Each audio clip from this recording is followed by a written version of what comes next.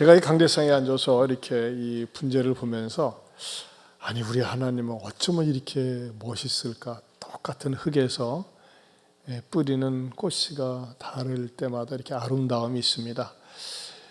이것을 이렇게 재배하느라고 소개해 주신 집사님 고맙지만은 이렇게 다양하게 우리들에게 눈요기를 하고 볼수록 아름다움을 주시는 하나님께 영광 돌립니다. 하나님 감사합니다. 감사합니다.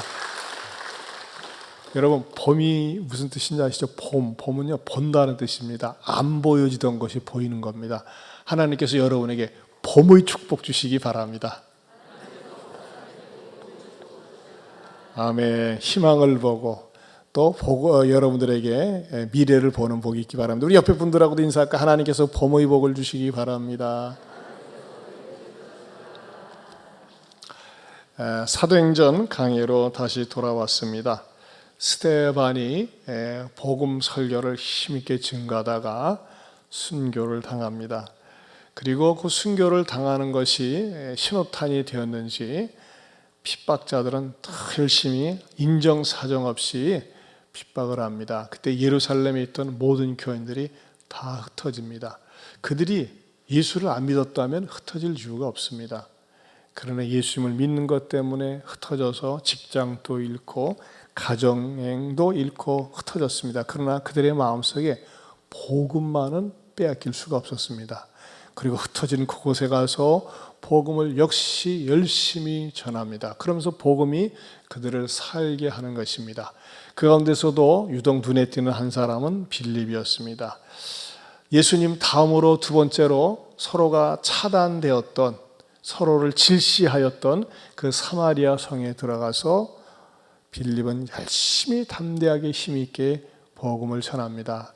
그리고 그가 여러 더러운 귀신을 쫓아내고 중한 자들을 고쳐주면서 하나님 나라와 예수님에 대해서 복음을 전할 때 큰 기쁨이 있다고 했습니다. 그런데 상대적으로 아주 희한한 인간이 한 사람 등장합니다. 시몬이라는 사람입니다.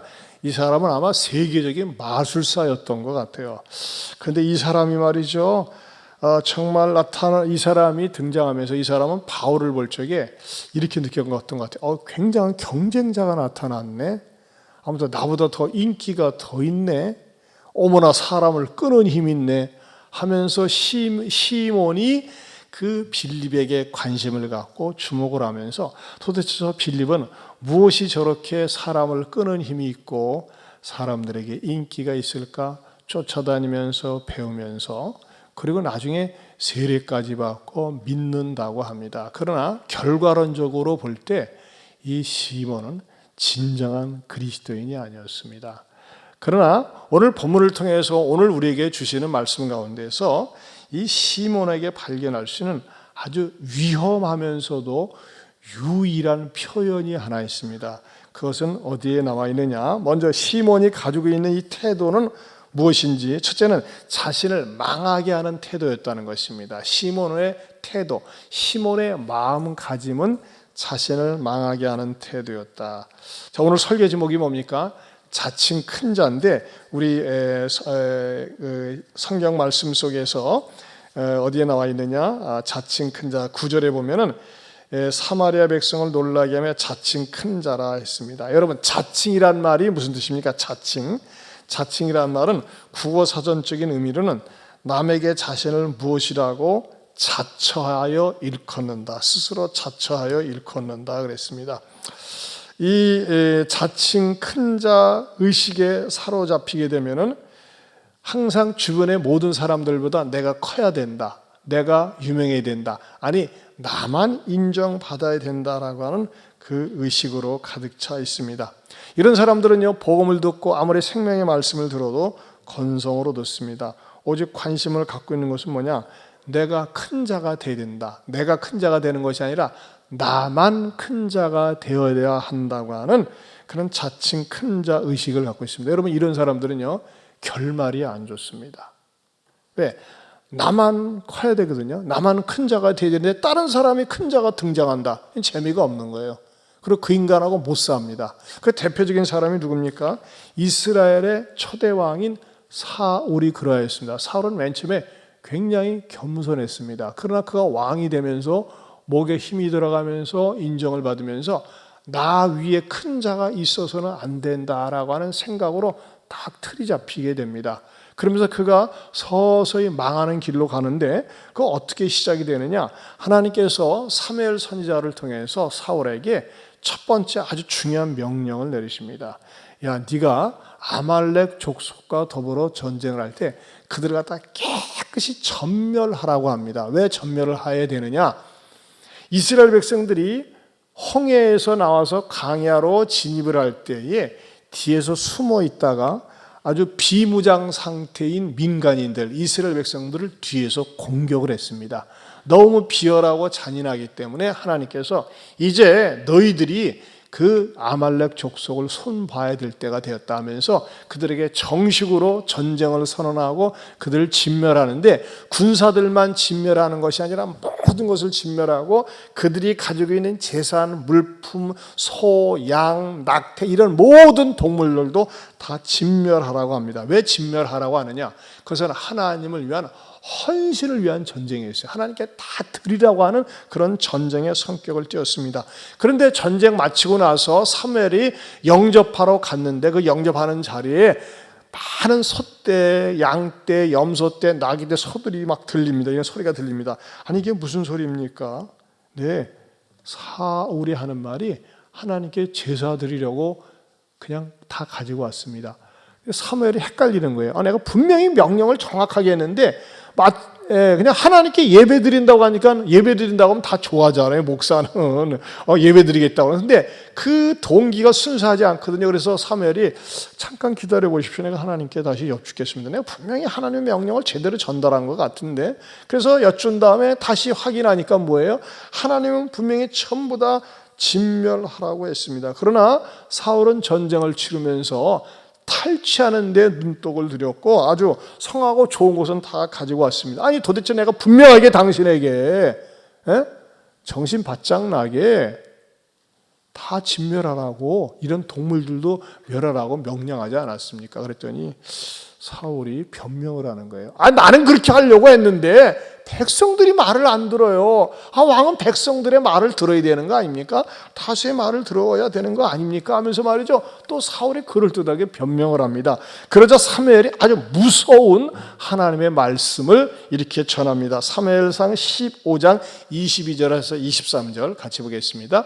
사무엘이 이르되 여호와께서 번제와 다른 제사를 그의 목소리를 청종하는 것을 좋아하신 같이 좋아하시겠나이까. 순종이 제사보다 낫고 듣는 것이 순양의 기름보다 나으니 이는 거역하는 것은 점치는 죄와 같고 완고한 것은 사신 우상에게 절하는 죄와 같음이라.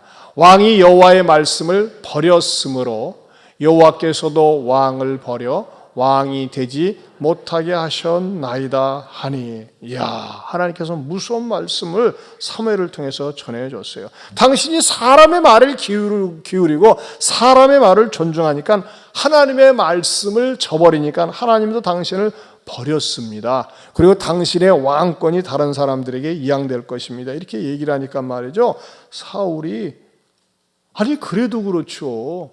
나를 마중 나온 것은 그래도 하나님께 예배드리러 나온 거니까는 좀 내 체면을 생각해서 그냥 예배는 드립시다.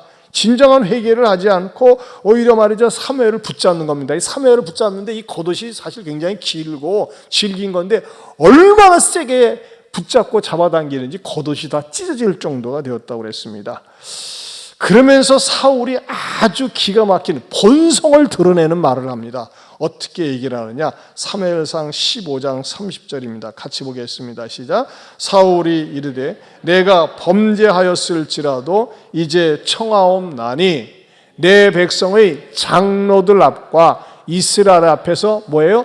나를 높이사 나와 함께 돌아가서 내가 당신의 하나님 여호와께 경배하게 하소서 하더라. 뭐예요? 여기서 목적은 나를 높여줘야 된다. 내가 비록 당신에게 죄를 짓고 하나님께 죄를 졌지만은 불순종했지만 근데 체면이 있지. 내가 왕인데 당신이 이런 식으로 돌아가면 내가 뭐가 되느냐?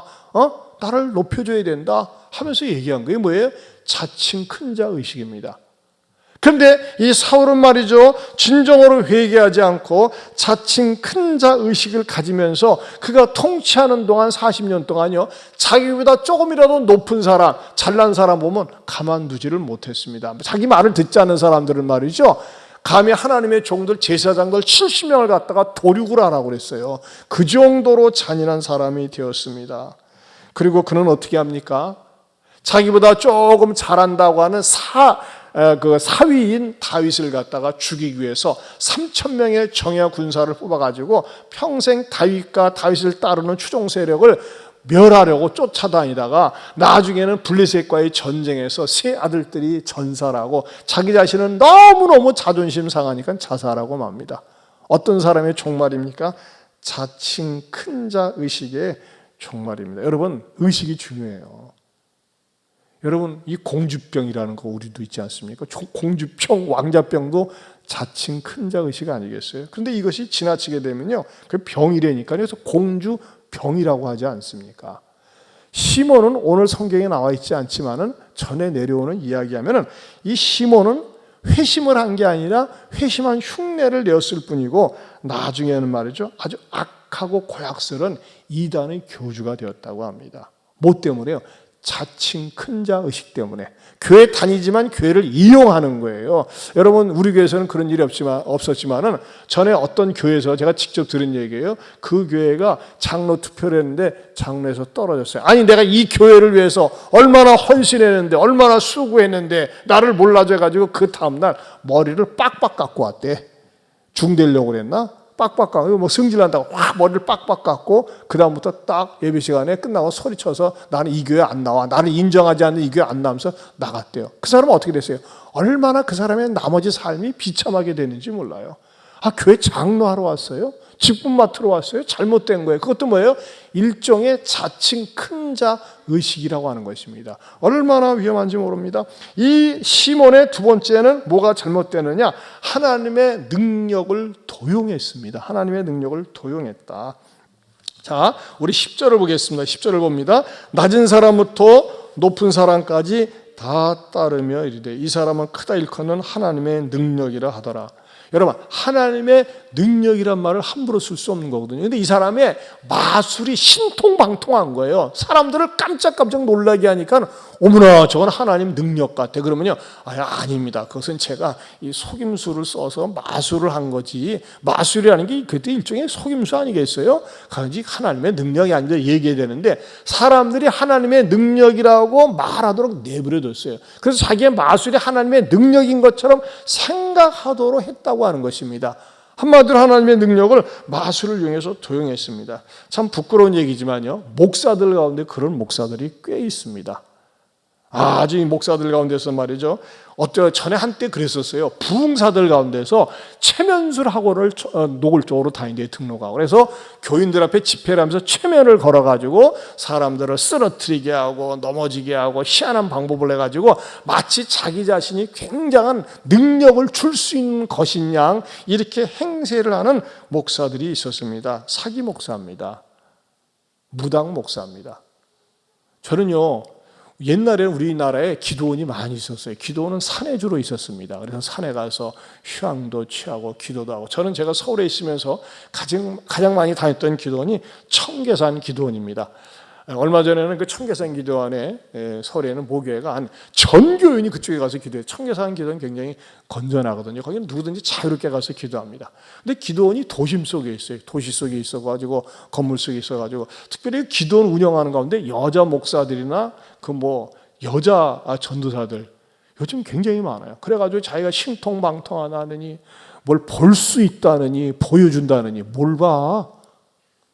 봐서 어떡하겠다는 그게 뭐예요? 심리적으로 이용을 하는 거예요. 여러분, 그런데 넘어가지 마세요. 그런 사람들은 반드시 금품을 요구하게 되어 있습니다. 돈을 요구하게 되어 있어요. 그리고 막 안수기도 해준다고 그러고. 여러분, 어디 함부로 머리 디미지 마시기 바랍니다. 머리 디밀고 안수받다가 귀신의 영을 받을 수가 있어요. 함부로 안수받는 거 아니에요. 여러분 가운데서 내 마음이 답답하니까 어디 한적한 곳에 가서 좀 기도하고 싶다 이럴 수 있는 분들이 있어요. 그런 분들 저한테 요청을 하세요. 그럼 제가 건전한 기도원을 소개해 드릴 수 있어요. 그러나 여러분 기도를 함부로 가지 말고, 저는 기도원 가운데 제일 좋은 기도원이 우리 예한 기도원이라고 금요일날 심야 기도 때 할 수 있고, 또 우리 교회는 그렇게 합니다. 지금 그런 분이 계세요. 목사님, 저는요 이 새벽 기도 체질이 잘 안 돼서 밤 기도를 좋아합니다. 저한테 키 좀 하나 허락해 줄 수 있습니까? 그럼 키를 그에게 드려요. 그러면 어떤 분들은요 정말 종일 일하고 와서도 밤새 기도하는 분들이 있어요. 얼마나 참 아름다운 일입니까? 그렇게 하면서 신앙생활하는 거 복된 건데, 그러나 여러분, 제가 참 조심스럽게 말씀드리는 것은 절대 아무데 함부로 가서 성경 공부하거나 누가 좀 능력 있대, 뭐 봤대, 뭐 예언한대, 입신한대, 그런 데 쫓아다니다가 인생 완전히 망칠 수 있다고 하는 것입니다. 그런 사람들의 특징이 뭐냐? 자기만이 능력이 있는 것처럼, 자기만이 뭘 할 수 있는 것처럼 사람들을 이렇게 호도한다는 것입니다. 최근에 한국 사회 전체를 떠들썩하게 한 현대판 최악질의 시몬이 있다면 저는 이만희 교주라고 아주 정직하게 얘기할 수 있습니다. 이만희는 정말 사이비 교주 가운데 시몬을 빼다 박은 사람이에요. 이만희는 말이죠, 신흥 사이비 종교 신천지를 만들면서 자기 자신이 요한계시록에 등장하는 보혜사다, 이긴 자다, 심지어는 재림주다, 자기는 육체적으로 소멸되지 않는다, 멸절되지 않는다, 이런 교리를 펼치고 그랬습니다. 자, 이만희 웃기대. 자기가 있는 곳이 천국이래. 웃기고 자빠졌네. 그의 내연녀였던 김남희가 뭐라고 그랬습니까? 오랫동안 동고생활을 하다가 이만희는 전형적인 종교 사기꾼이라고 그랬어요.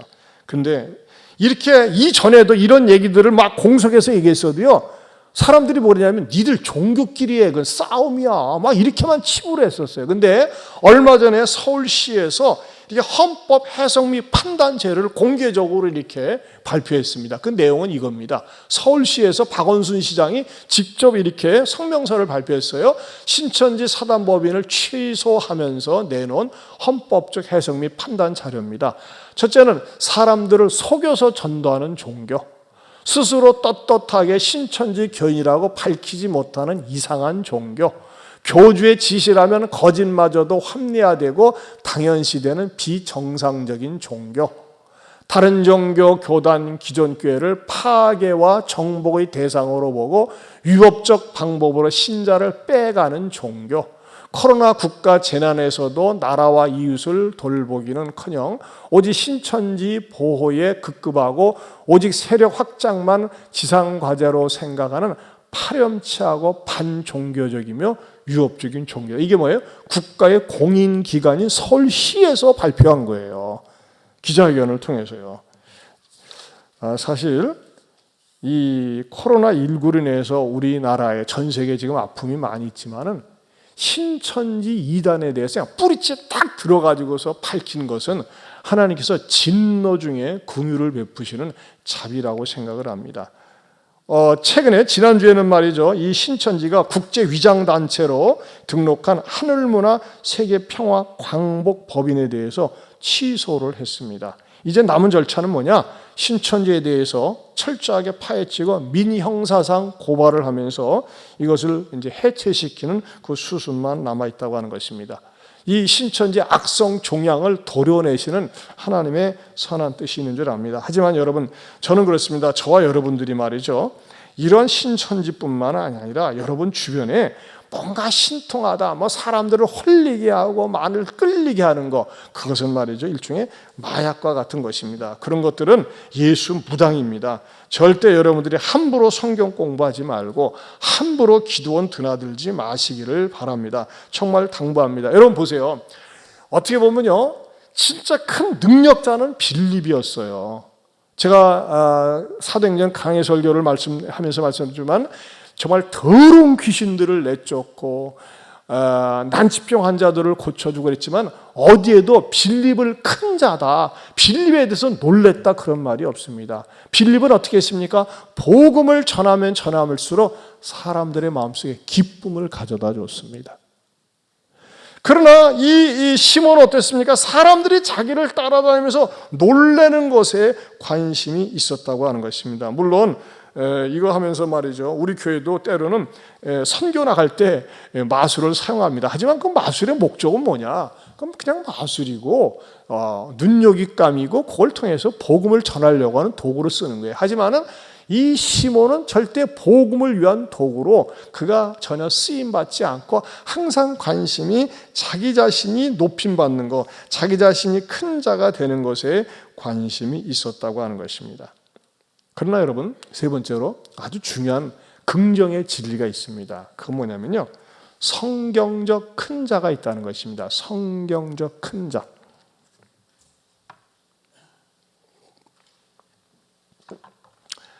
하나님은요, 모든 사람이 태어날 때 자연적인 본능을 주신 것 가운데 하나가 크게 되고 싶고 성공하고 싶은 본능입니다.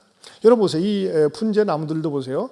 이쁘게 자라나고 싶은 식물로서의 본능이 있고 잘 가꾸니까 이쁘지 않습니까? 사람도 마찬가지예요. 1등하고 싶고 크게 되고 싶고 성공하고 싶고 잘 나가고 싶고 으뜸되고 싶어요. 나 이 사업하다 망해야지. 공부 뭐해? 대충 하다가 그냥 꼴찌로 그냥 살아야지. 그게 아니에요. 희망이면 잘하고 싶고 뛰어나고 싶은 그런 본능이 있어요. 그 자체는 절대 잘못된 것이 아니라고 하는 겁니다. 그러나 성경에서 가르쳐주는, 기독교에서 가르쳐주는 으뜸이 되기 원하느냐, 크게 되기 원하느냐, 1등이 되기 원하느냐, 거기에 대한 기초가 있어요. 어디에 근거를 두고 크게 될래? 어디에 근거를 두고 으뜸이 되고 싶냐? 마가복음 10장 42절에서 44절입니다. 같이 보겠습니다. 예수께서 불러다가 이르시되 이방인의 집권자들이 그들을 임의로 주관하고 그 고관들이 그들에게 권세를 부리는 줄을 너희가 알거니와 너희 중에는 그렇지 않을지니 너희 중에는 누구든지 뭐하는 자? 크고자 하는 자는 너희를 섬기는 자가 되고 너희 중에 누구든지 으뜸이 되고자 하는 자는 모든 사람의 종이 되어야 하리라. 여러분, 성경에서는요, 크게 되기를 원하는 거, 으뜸이 되기 원하는 거 부정적이지 않습니다. 크게 되라, 으뜸이 되라. 그러나 그 첫 번째 기초 단계는 뭐냐? 항상 섬기는 마음, 종의 마음을 가지고 크게 되기를 원하고 으뜸되기를 원하라고 가르쳐주고 있다는 것입니다. 그러나 우리의 죄된 본성은 말이죠, 남을 누르면서 크게 되고 싶어요. 경쟁계를 없애고 크게 되고 싶은 거예요. 그러다 보니까 문제가 일어나고 사고가 터지는 거 아니겠습니까? 이 시몬은 어땠습니까? 자칭 큰 자인데 왜 빌립을 쫓아다느냐? 뭔가 한 수를 배우려고, 그리고 그걸 통해서 사람들을 갖다가 끌어모으려고 그랬다고 하는 것입니다. 자칭 큰 자는 자기 자신의 위신을 드러내면서 다른 사람들을 무시하고 상대방을 굴종시키는 데 관심이 있습니다. 그러나 여러분, 빌립 집사는 어땠습니까? 12절을 보겠습니다. 12절 시작. 빌립이 하나님 나라와 및 예수 그리스도의 이름에 관하여 전도함을 그들이 믿고 남녀가 다 세례를 받으니, 또 13절도요. 시몬도 믿고 세례를 받은 후에 전심으로 빌립을 따라다니며 그 나타나는 표적과 큰 능력을 보고 뭐하니라? 놀라니라. 뭐예요? 놀라는 거예요. 놀라. 여러분, 놀래서는 안 돼요. 믿어야 됩니다. 믿고 섬기려고 하는 마음을 가져야 됩니다. 여러분, 우리 그리스도인들의 가장 중요한 목표 가운데 하나는 뭐냐? 내 안에 믿음이 들어오면요, 나도 하나님 앞에 쓰임받고 싶습니다. 크게 되고 싶습니다. 왜? 좀 더 섬기기 위해서요. 좀 더 잘 섬기기 위해서 쓰임받고 싶습니다. 이런 열망을 갖는 거 하나님 기뻐하십니다. 섬기고 싶어서. 우리 교회에서는 말이죠, 우리 찬양단, 교사, 청결사역, 모든 사역들 속에 항상 거기에 책임자를 일컬어서 부장이라고, 팀장이라고 하지 않고 섬김종이라고 합니다. 참 섬김의 종이 되겠다고 하는 거예요. 잘 섬기겠다고 하는 거예요. 전에 어떤 분이 이렇게 문제를 제기한 적이 있어요. 목사님, 섬김종 하니까 말빨에 쓰지 않는 것 같고 무시당하는 것 같습니다. 그걸 좀 바꾸면 안 되겠습니까? 아닙니다. 저는 바꾸기를 원치 않습니다. 왜? 여러분, 가장 잘 섬기라고 하는 거예요. 여러분, 교회들이 말이죠, 오래된 교회들일수록요, 이 직분이 권력이 됩니다. 부장도 권력이 됩니다. 얼마나 그것이 부패하게 만드는지 몰라요. 그럼 우리 교회에서는 말이죠, 어떻게든지 목사를 비롯해서 모든 사람들이 하나님 앞에서 섬겨야 되겠다, 섬김의 으뜸이 되길 원한다, 이런 마음을 가지고 직분을 드리는 것입니다. 이것은 저와 여러분들 모두에게 해당된다고 봅니다. 여러분에게 건강이 있습니까? 물질이 있습니까? 재능이 있습니까? 은사가 있습니까? 찬양의 은사가 있습니까? 이게 섬기는 거예요. 섬기는 걸 가지고서 말이죠, 이걸 가지고 으뜸이 되려고 해야 됩니다.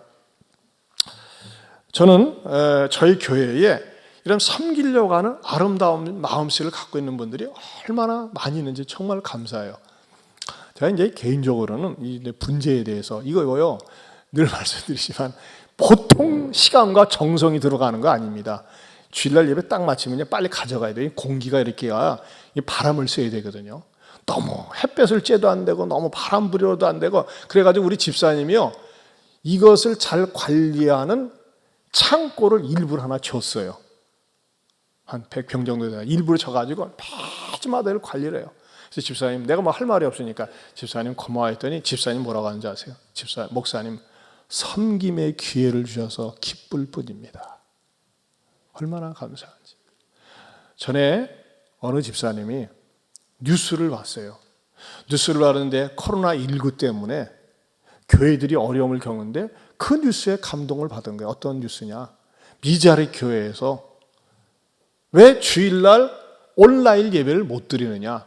근데 그 뉴스 속에 나오는 어떤 사람이 아마 헌금 때문에 그러는 것 같다. 만약에 현장 예배를 드리지 않으면 헌금이 나오지 않고, 그러니까 월세를 못 내기 때문에 그냥 미자리 교회이기 때문에 모여서 예배 드리는 것이 아닌가. 근데 그것 때문에 그 집사님이 마음이 아팠어요. 세상 사람들이 저렇게 얘기하는 것에 대해서 이 미자리 교회가 너무나 어려움을 겪는구나 해가지고요, 그 집사님이 감동을 받아가지고, 그 집사님도 말이죠, 사업이 어려운 게 한두 가지가 아닌데 하나님 앞에, 우리 교회 앞에 목적헌금을 이렇게 1,000만 원을 하셨어요.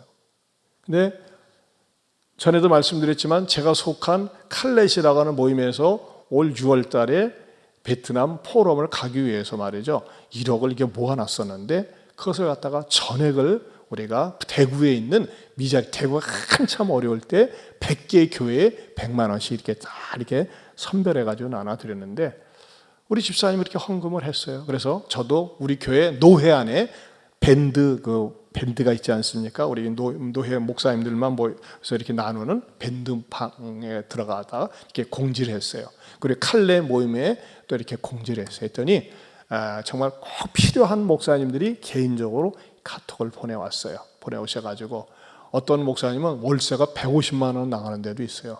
그래 본인이 월세 나가는 액수를 그대로 알려주십시오 해가지고서 그분들을 전부 다 모아서 샤론에 모여서 같이 식사 대접을 하고 정성스럽게 이렇게 한 푼도, 그분들이 원하는 그대로 다 액수를 갖다가 전달해 드린 적이 있어요.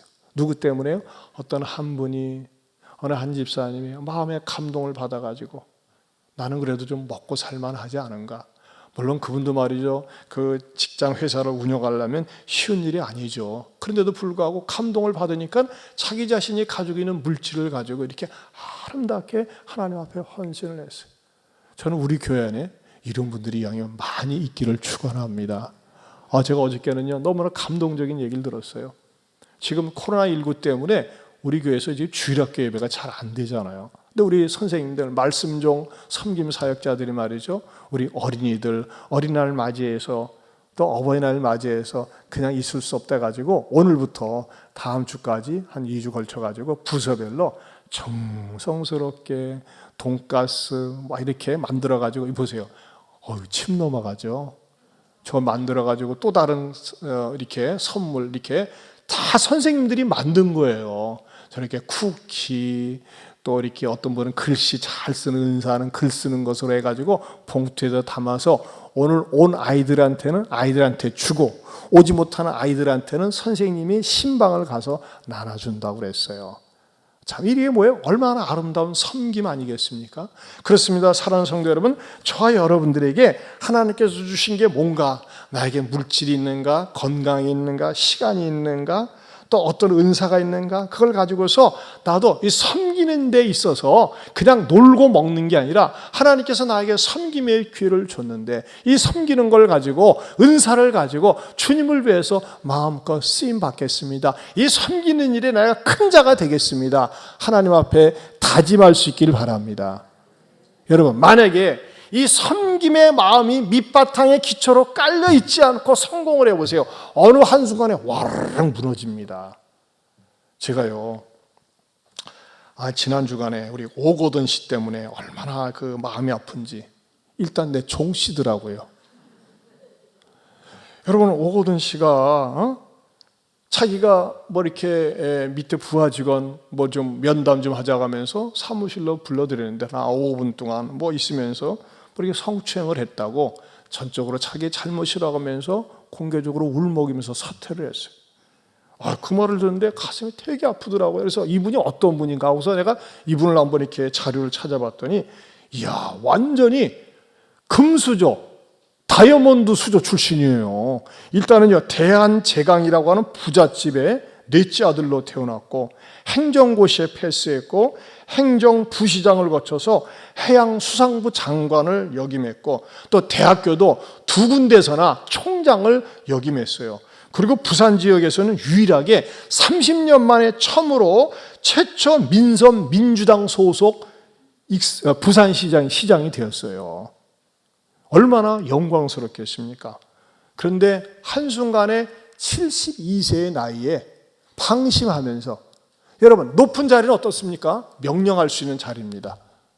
높은 자리, 큰 자리는 뭐예요? 내가 쉽게 누구를 불러들일 수 있고 명령할 수 있고 지시할 수 있고 마음만 먹으면 어떤 짓이라도 할 수 있는 자리예요. 그러나 여러분 보세요. 72살 되신 이분이 그 옛날 행정고시 하기 위해서 얼마나 고생했겠어요.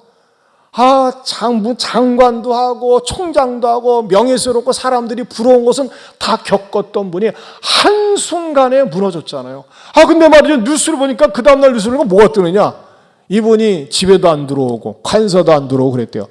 기도가 나와, 주여 자살을 하지 말게 하여 주옵소서. 그렇잖아요. 만약에 나중에 고발되고 그러면 좀 어려움을 겪을 만하죠. 왜 자살하면 안 되죠. 물론 안 했으면 좋겠어요. 근데 제가 느끼는 교훈은 그거예요. 여러분, 이분은 뭘 한 겁니까? 자기가 큰 자라고 하는 그 자리에서 성적으로 갑질한 거 아니겠습니까? 갑질이 언어의 갑질만 있습니까? 아니에요. 저는 그런 의미에서요, 저를 비롯해서 여러분 가운데서 내가 누구에게 명령할 수 있는 자리에 있습니까? 월급 주는 자리에 있습니까? 누구보다 좀 높은 지위에 있는 자리에 있습니까? 조심해야 됩니다. 어느 한순간에 넘어질 수 있다는 거예요. 뭐 할 때? 방심할 때, 우리가 깨어있지 못할 때 넘어질 수 있습니다. 아니야, 나는 절대 노인 양반이 주책이네 하면서 정지할 수 있습니까? 아닙니다. 저를 비롯해서 이건 저에게도 하는 얘기입니다. 우리 모두가 항상 늘 깨어서 조심해야 됩니다. 특별히 남성 여러분, 여성도 마찬가지죠.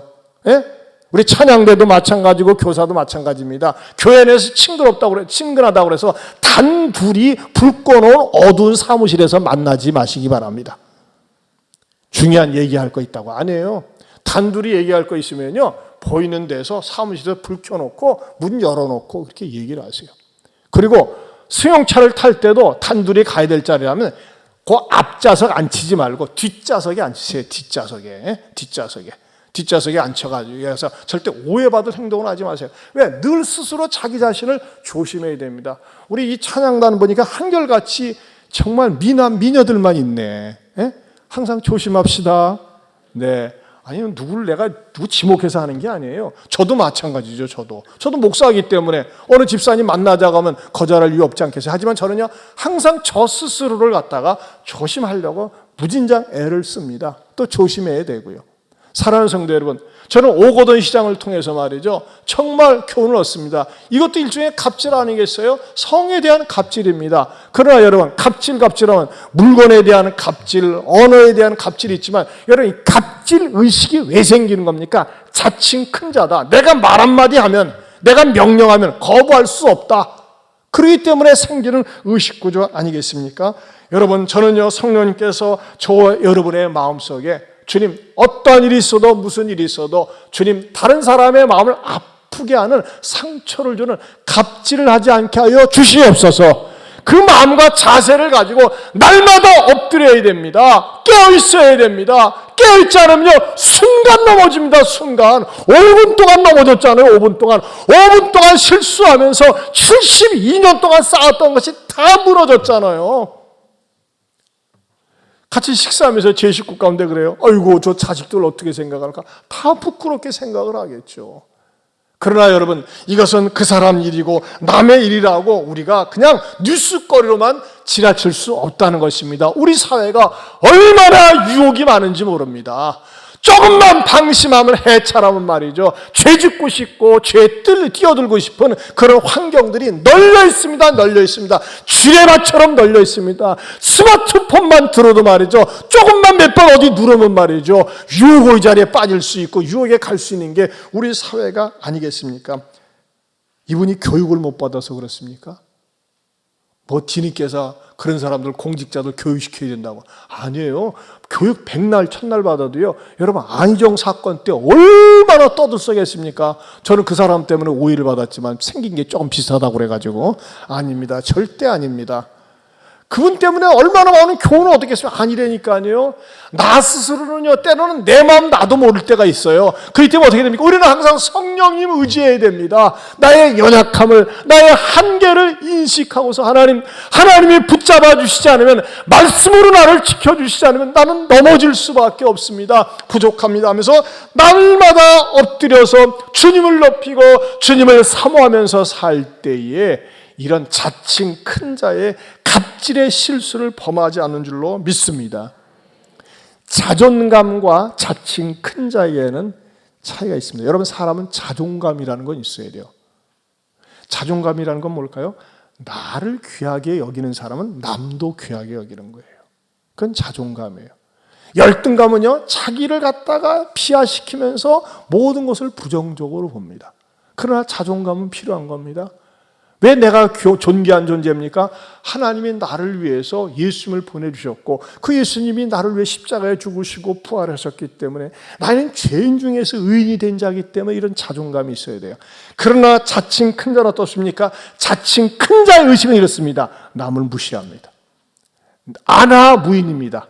내 주변에 사람이 없습니다. 남의 말을 듣지 않습니다. 어울리려고 하지 않습니다. 내가 항상 최고가 되어야 합니다. 내가 큰 자가 되어야 합니다. 그렇지 않으면 견딜 수가 없습니다.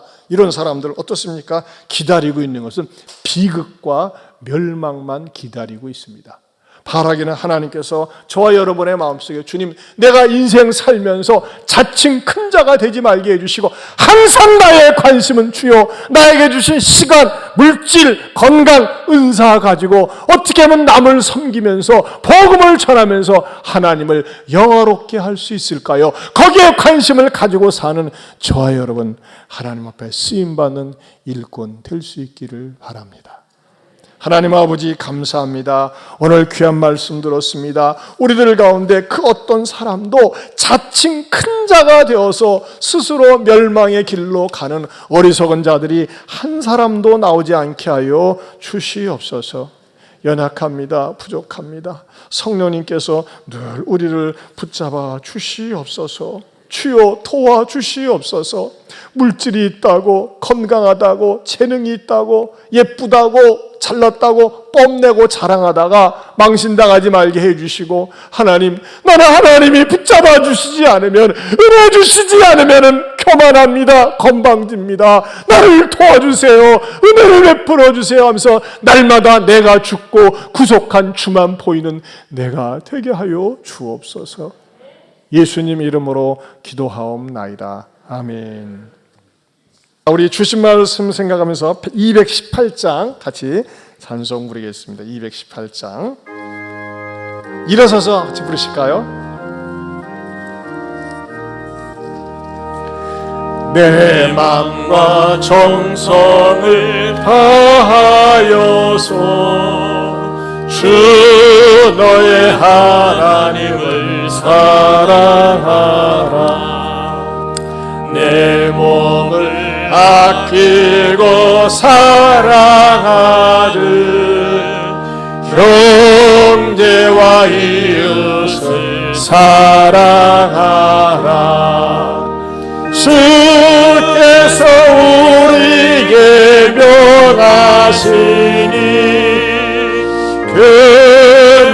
생명 따라서 살아가리. 널 미워 해치는 원수라도 언제나 널 그렇게 사랑하라. 널 핍박하는 자 위해서도 신실한 마음으로 복을 빌라. 주께서 우리에게 명하시니 그 명령 따라서 살아가리. 나 항상 주님을 멀리하고 형제를 사랑하지 못하였다. 이러한 죄인을 사랑하사 주께서 몸버려 죽으셨다. 속죄의 그 사랑 받으니무 내 생명 다 바쳐 충성하리.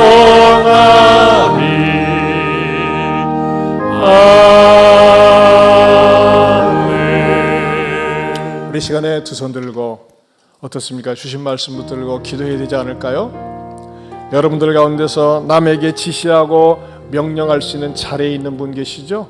내가 월급 주는 분 계시죠? 내가 좀 영향력 있다고 생각할 수 있는 분 계시죠? 그거 잘못된 건 아닙니다. 하지만 여러분, 차츰 큰 자 의식을 가질 때 내가 함부로 말하는 갑질, 또 성에 대한 갑질, 또는 인격적인 갑질을 할 수가 있습니다. 아닙니다. 주님, 나는 연약합니다. 부족합니다. 나를 도와주시고 항상 섬기는 마음을 내 마음에 주옵소서. 남의 유익을 생각해주고 남에게 상처를 주지 않고 섬기는 마음, 주님 섬기는 종이 되기 원합니다. 여러분, 우리의 자녀들을 위해 기도 안 해도 되겠습니까? 아닙니다. 우리의 자녀들을 위해서도 기도해야 됩니다. 하나님, 우리 아이들도 열심히 공부하고 잘 배워서 섬기는 일에 으뜸되는 하나님 앞에 쓰임받게 해달라고 우리 한번 주신 말씀 붙들고 주여 한번 부르고 통성으로 본인이 알아들을 순서로 기도하겠습니다. 주여, 하나님 아버지 감사합니다. 이종자신부터다 하나님 연약합니다. 부족합니다. 하나님께서 붙잡아 주시지 않으면, 은혜해 주시지 않으면 언제든지 넘어지고 언제든지 실수하고 언제든지 범죄할 수밖에 없는 연약한 종입니다. 하나님 붙잡아 주시옵소서. 불쌍히 주시옵소서. 우리들 모두도 하나님 아버지 앞에서 물질적으로나 은사를 가지고 감당하며 갑질하지 않게 하여 주시옵소서. 하나님 아버지 가운데 아버지 하나님 죄있지 않도록 도와주시옵소서. 성령님 함께 하여 주시옵소서. 아버지 하나님여 교만하지 않게 하여 주시옵소서. 아버지여 도와주시옵소서. 아버지 하나님의 은혜를 받아서 늘 감사합니다. 늘 섬김의 마음으로